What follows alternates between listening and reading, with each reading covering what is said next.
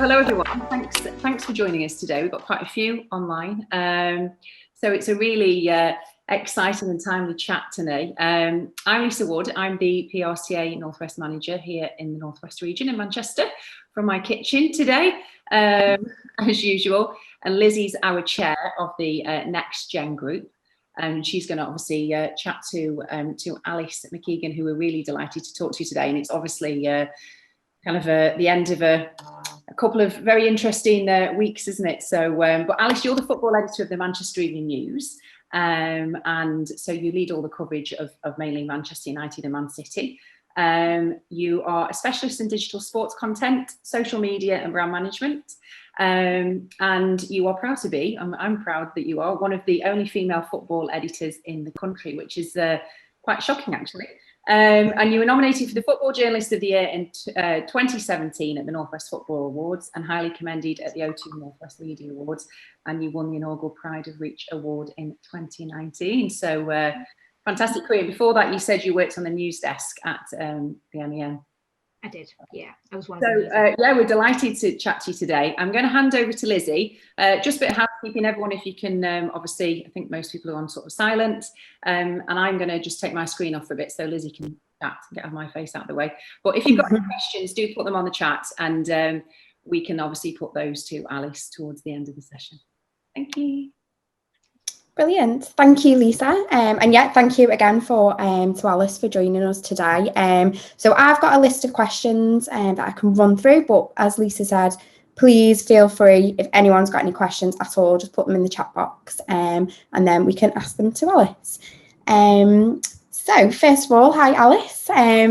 So could you tell us a little bit more about your background and how you became a football journalist? Was it something that you always wanted to do, or did you go down a different career path initially?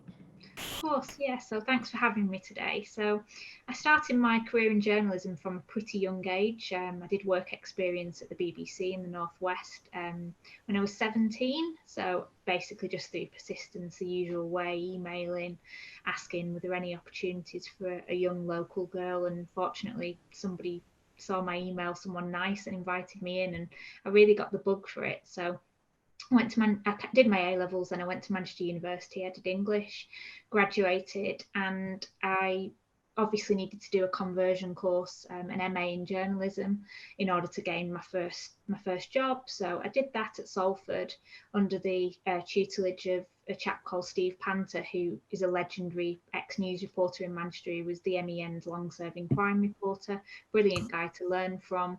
So I did my NCTJs at Salford. Did loads of work placements everywhere from Channel M to the Manchester Evening News to the News of the World in London, and I eventually settled upon a job through my work experience at my local paper, the Rochdale Observer. I worked there as a trainee for 18 months, took my seniors, and then got a dream job working for the Manchester Evening News on their news side of the operation. I worked at Manchester Airport, which was a really newsy patch, had a little office in Terminal 3, used to go down every day, worked very closely with their press office, headed up by Russell Craig at the time, who was brilliant to learn from and work with. And I did that for a couple of years, loved it. And then I moved into the main office in Spinningfields at the time for the MEN, working as the health reporter. And I just carried on working my way up, really, getting to know more PRs across the city, making contacts, getting to know different community groups. And then I got offered a job in London with the Daily Mirror, working in features, which was an amazing opportunity. But I didn't really fancy moving to London at the time. I was quite settled and happy in Manchester. I'm from this area, so I fortunately got offered a chance to move onto the news desk of the Manchester Evening News, but my passion was always sport. So as part of my new role at the MEN on the news desk, I asked, was it possible to do 1 day a week working in sport as a sports reporter with their sports team? And fortunately my editor at the time, Rob Irvine, agreed to that. So I was on the news desk 4 days a week and working in sport once. That was my first proper start in football, mainly doing stories about United and City. City had just set up a women's team at the time, so it was quite a nice time for me to move across to do some sports. I worked with Man City on a few stories around the launch, interviewed a few of their players, and then it just grew from there, really. I remember I interviewed the Manchester United captain at the time, Nemanja Vidic, and got a really good line, and I think that made people maybe take me slightly more seriously into that this could be an actual career for me. And then the sports editor left, and I just basically asked the editor for a chat, knocked on his door, and said, that's my dream job. It's what I've always wanted to do. It's what I got into journalism to do. Please, could you give me an opportunity? Fortunately, he did. He gave me a 3-month trial in the role. And 3 weeks into that trial, he called me back into his room and said, I've been really impressed by your start, and I'd like to offer you the job permanently. That was in April 2016. And I've built a team around me. The scale of the operation's grown and grown. Digitally, we're absolutely huge. We've got 7 million followers nearly on our Man United page, 2 million on Man City, huge Twitter, Instagram accounts. A bigger team now than what we used to have when I took over. We had 9 members of staff. It's now up to 14, 15, with a bank of freelance reporters and casual staff who also work with us. And we're part of a huge network with Reach PLC. So we work very closely with other reporters from other newsrooms. So I always say every day is different. That's truly the case. But for me, it is a dream job working in football. As a football editor in Manchester, it's an amazing job. Brilliant. It does sound incredible. So since you've started, have you seen there's more opportunities for women in sports journalism? I have, yeah, certainly. I mean, I started as a trainee reporter back in 2007, and honestly, there were probably no other women that were in sport at that time. And when I moved across into football for the MEN, I was the only woman. But pretty soon after I started building a team, I hired a couple of female reporters. I didn't hire them because they were women. I need to stress that. I hired them because they were the best candidates for the job. But I think it probably did help, the fact that I was a woman and maybe wasn't looking for the same traditional qualities that maybe some people would look for if you were a male in a hiring role previously. For example, some people may have wanted to look at sports playing ability or ability to have got work experience in sport. For example, I always found growing up that it was much easier for me to get work placement opportunities in news rather than football. But I think if you look at a candidate like beyond just whether they've played sports at a decent level and whether they've done football based work placements, then I think it's pretty easy to find really talented women. But fortunately, things are changing, and now you look around at the landscape of there's women in football, for example, that's grown and grown, and I would say now it's not that unusual to find women working in football. But I'll be honest with you, and that's more down the broadcast side of things. Fortunately, times have changed, and you watch a football game now on the TV and there's likely to be a female pundit or a female commentator. But looking at print and online journalism, I still think there are improvements to be made in terms of the gender makeup and the diversity of staff. Yeah, definitely. It's going in the right direction now. So obviously it's been a really, really busy week for football, but there's been some negative sides of it, obviously, like the racism and hooliganism that have come out following the England match, which is really, really sad to see. What do you think that can be done to change the way some fans behave, and can the media play a part in that happening as well? Obviously, the scenes have been shocking over the past few days, and obviously the abuse that some of the England players have suffered as well, just for missing a penalty, is disgusting. It's absolutely vile. I do think it's a societal issue, though. It's not just a football issue. I think that it's something that we have to play a part. Education needs to play a part in. I personally, my mum's a teacher, and personally her view and my view very much is that it needs to be made a stronger part of the curriculum.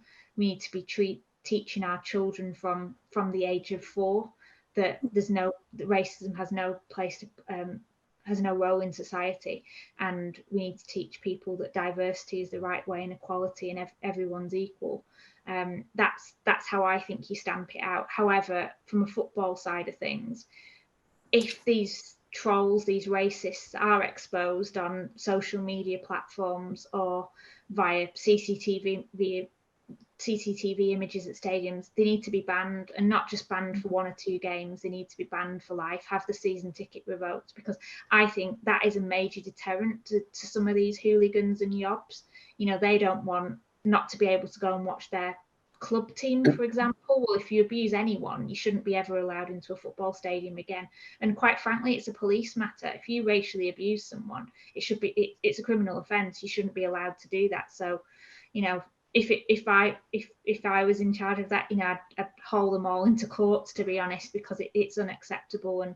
And you make an example out of 2 or 3, and hopefully it stops others from doing the same. Yeah, hopefully things will change really soon.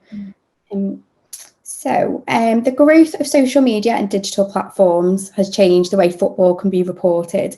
So how do you incorporate this into your coverage? It's huge, social media. It's a part of everything that we do, from sourcing stories, for example, on Twitter. There might be an incident. Well, you saw it with the England games. A lot of that stemmed from social media footage, fans taking them, journalists taking them outside the game before. So that's a huge part of what we do in terms of the news gathering operation. We have a social media editor, and all of our reporters and editors are trained to look for stories online via social media. But also social media is very important in terms of our promotion of stories as well. So we're on all the main platforms. We're on Instagram, Facebook, Twitter, and we want to speak to the fans directly, so we're constantly on there. We do online Q&As, for example, talking with fans. We do Facebook Lives. That's a huge part of how we cover games. We have reporters going live before matches, after games. They may even record like a special podcast online, for example, afterwards, using social media as a tool of that. It's absolutely huge, and obviously social media plays a huge part in football generally, because that's how a lot of footballers and clubs communicate directly with the fans. You know, in the past they may have used club magazines to get their messages across, club websites. It's now they just go straight onto Instagram and say it directly to the fans themselves.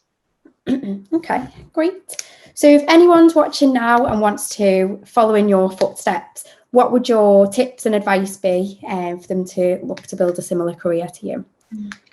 I personally think work experience is key. It doesn't matter really what industry you're in or what degree you do, for example.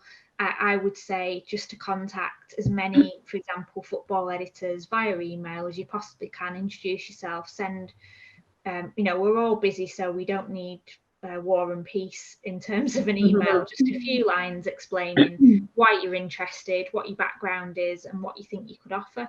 And that could be something like, you know, you write an opinion piece around a particular player, something that you're interested in. If you're a fan, write more of a fan-led piece, and just maybe pitch one article that you think you could write quickly, or have a go at writing it and just send in the finished version and say, you know, I wondered if you'd be interested in this. This is what I can offer.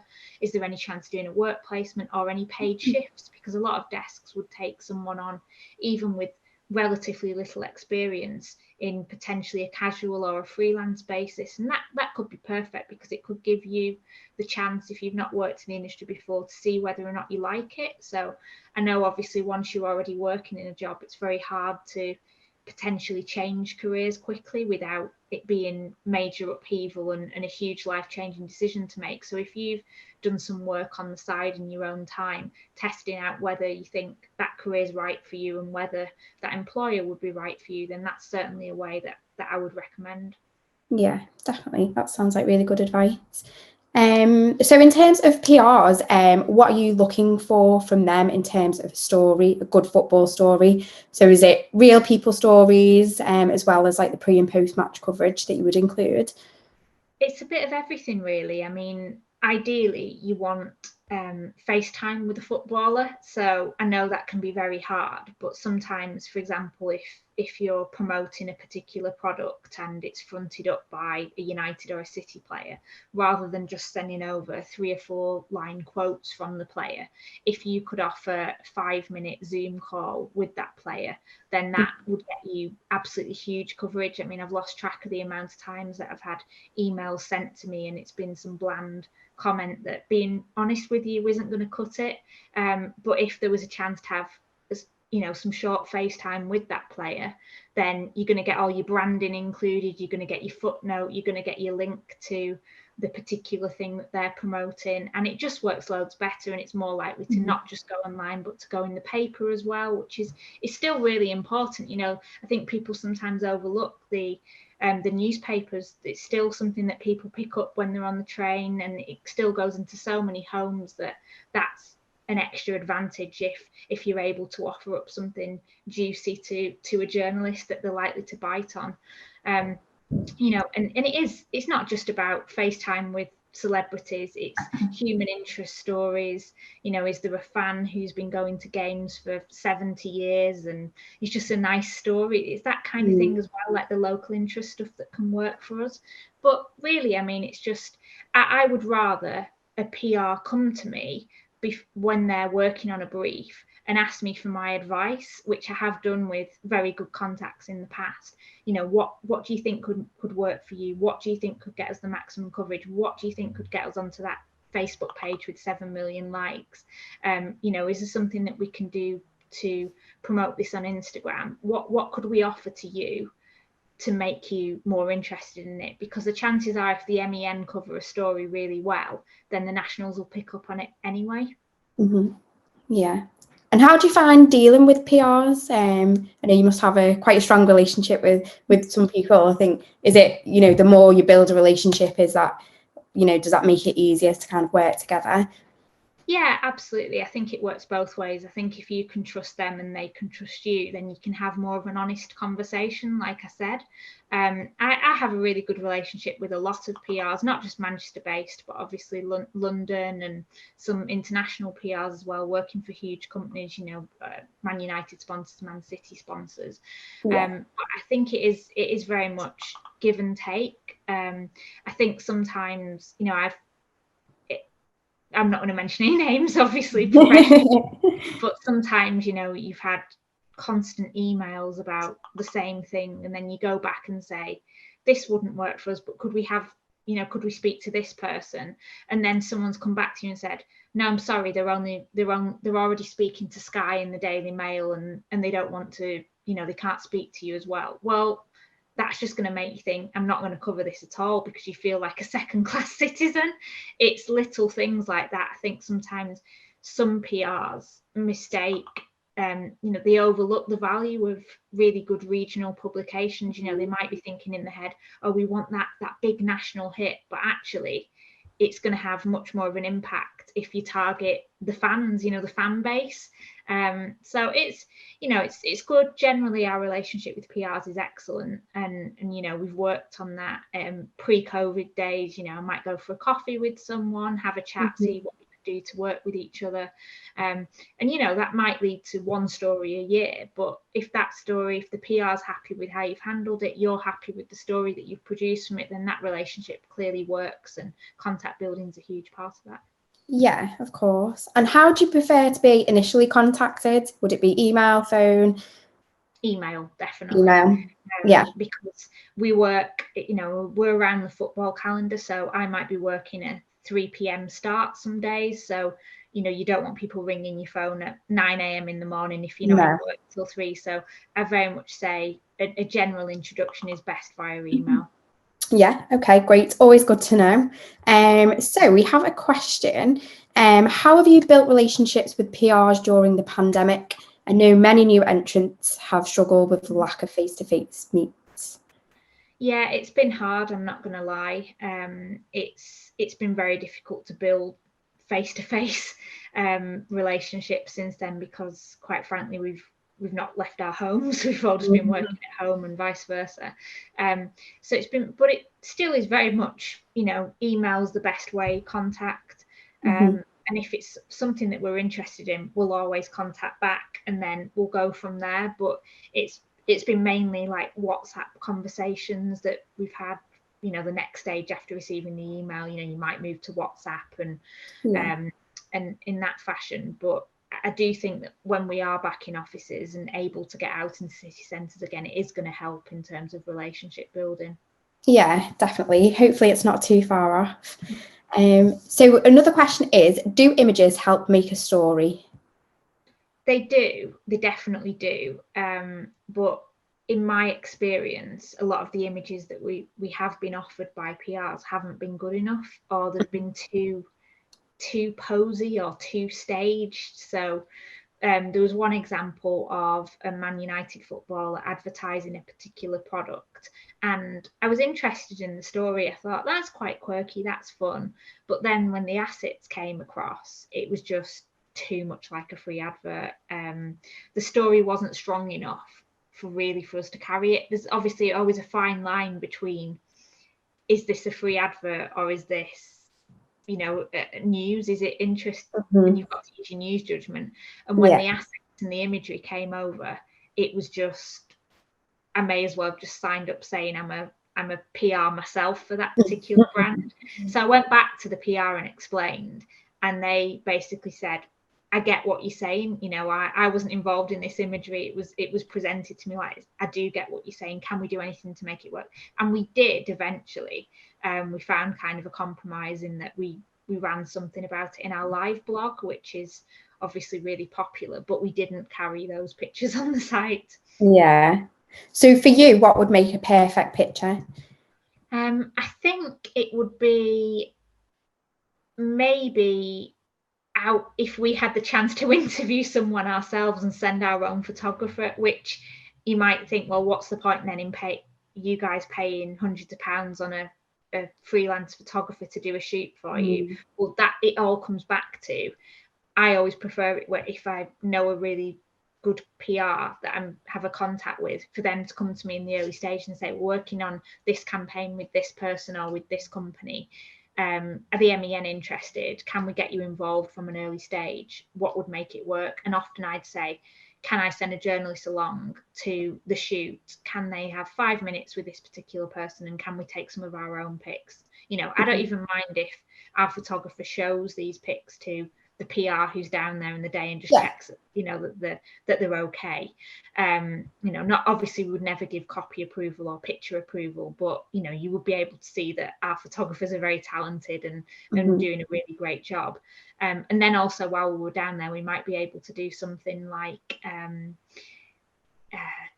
Instagram live or get some video footage, and then you get a social media hit as well. You're not just getting the finished copy online, you're also getting a Q&A live on Instagram or some behind the scenes little clips, even if we do it not if we record it and post it afterwards. So the perfect image for me is probably us sending a photographer along, and failing that, you know, just nice kind of portrait shots that don't look too staged or fake, you know, kind of thing. Okay, brilliant. We've got a couple more questions. So one of them is, are footballers still media trained? Many seem to be more natural and relaxed than years ago. And what works better for you? They're all media trained pretty much. If you're in an academy for any major club, you get media training from the age of 15, 16. You know, it's something that it's a duty of care from the clubs, to be honest. Themselves, they have to, because you can't just put the kid in front of a camera once they've scored the first goal and expect them to be naturals. A lot of them, I think, are very savvy. You know, they use their social media accounts very well. They all have huge teams as well that help with that. But I think, again, it's part of a society thing. Kids these days are all growing up on the phones, so they're on Instagram, they're on Snapchat, they're on TikTok, they're on all of these platforms, so they develop more of a natural voice in terms of communicating. And I think a lot of players are like that as well, being honest with you. But you know, you get good and bad in every industry, and there's some players that are more natural with that than others. Some are just not interested. You know, Paul Scholes, when he was a player, wouldn't have been interested in any of that. Roy Keane, for example, but now post careers, they're both on Instagram, so it's quite a funny flip, really. But there are other players that, you know, absolutely live their lives through social media, and that's great, and that works for them. And I think fans, you know, appreciate when people give up the time to speak directly to them. Yeah, definitely. Okay, great. We've got another question from Callum. So he's asked, how do you prioritise which stories to run? Will those with a regional angle always take priority over a more general or national story? They would for us, because we're the Manchester Evening News, so they would have to have a Man United or a Man City link for us to get any coverage, really. It's just the way it works. I mean, we wouldn't really cover something nationally unless we could link it back to our clubs, because we're writing for fans of those clubs and they're our readers. So that is obviously how we differ from a national publication. But it could be, you know, for example, it could be a former player promoting something, even if they don't play for United or City now, but they may have done in the past. For best example, someone like David Beckham. If David Beckham was promoting anything, we'd be interested in that. Always good to report on David Beckham. So we've got another question. Do you report on local grassroots football? We do, but again, it needs to be the right type of story. It has to, for example, if it's a story about, for example, maybe a child doing something for a local team, probably our news team would cover that, because we just focus purely on kind of Man United and Man City. My team do. However, if there was an amazing grassroots story, then we'd still want to hear about it and we still cover it. But obviously we've got a finite amount of resources, so we need to prioritise the bigger clubs, because that's what our readership wants. Okay, great. And what's next for you? Have you got any plans for yourself or for your team to kind of grow and expand? Yeah, we're currently hiring at the moment. So we've got 2 positions available for new content editors. So they will work within my editing team. So there'll be effectively 2 more deputies for me, because the scale of the operation is growing all the time. We're launching a fan brands channel. There'll be basically a team of 20 who will be reporting on United, City, Arsenal, Chelsea. To complement what we do, but looking at it more from a fan perspective, so slightly different, so more podcasts, more videos, more Facebook lives. So we're growing all the time, which is a really good place to be in. And you know, I've got to give credit to the company that I work for, Reach PLC, who really are investing in journalism and journalists. We're currently hiring for 76 new roles in sport across the company, which is unprecedented in my time. Brilliant. Okay.